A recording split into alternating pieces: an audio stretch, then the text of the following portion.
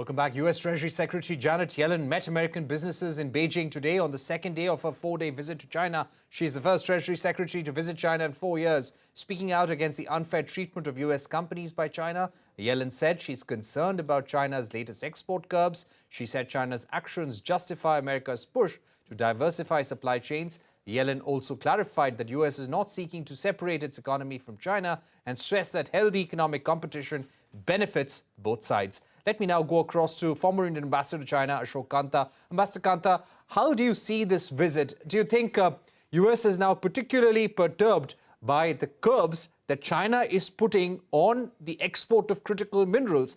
The tensions between U.S. and China have been ongoing since the time of Donald Trump. But do you think certain recent moves to target American companies in China and then putting curbs on export of minerals is hurting the United States now? That's part of the story. Earlier this year, one can say that the US-China relations were at the lowest point in several decades.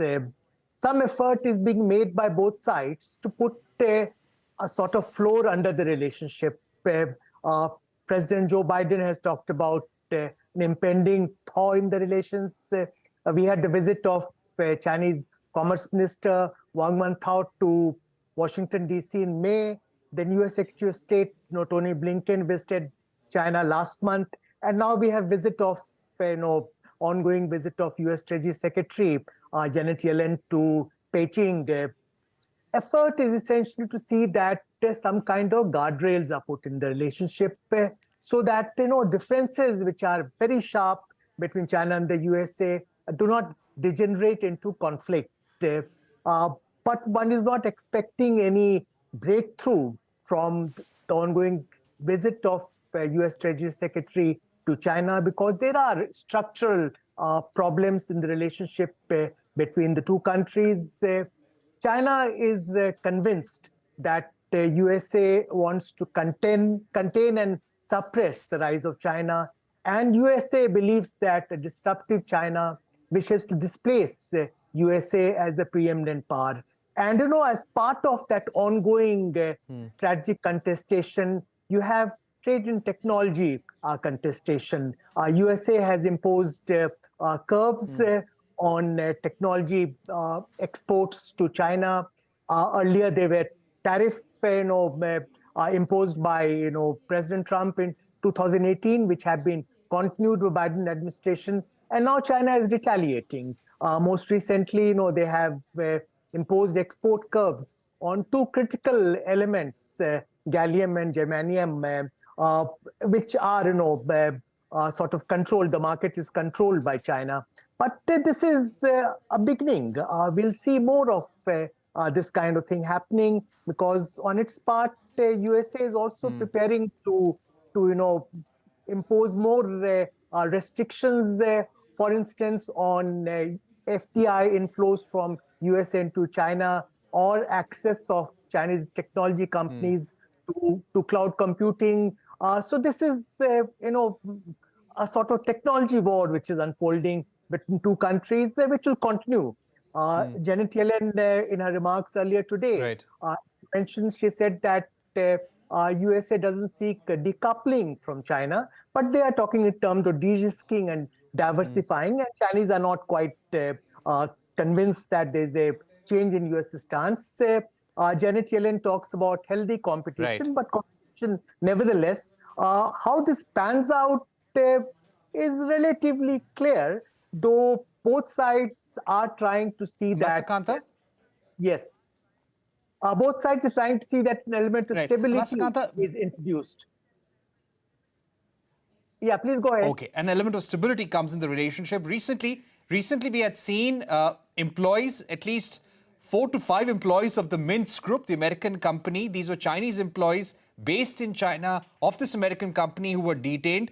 There were employees of Bain & Company in China who were questioned by the Chinese government. The US has also put out advisories telling Americans to be careful while traveling to China because there may be wrongful detention. Do you think this is an element that the US would be really worried about and hoping that this economic coercion criminal action doesn't take place against American companies and Americans and those working for American companies? This is a matter of great concern to US companies and indeed companies or the foreign countries as well. You referred to actions taken against employees of Mints and Bain Company. This is part of fairly drastic anti-espionage regulations introduced by China. Secretary Janet Yellen referred to these concerns during her interaction with AmCham, American Chamber of Commerce in Beijing earlier today. Generally, if you look at surveys conducted by US and European chambers of commerce, there is this feeling that the business climate in China has deteriorated and they are operating under considerable pressure, which is getting reflected in some of the investment decisions being taken by these companies in China. Ambassador Kantha, how do you think Indian companies also face these kind of investigations, these kind of surveys by authorities in China because of our close relationships with the United States, or have the relations not deteriorated to such a level?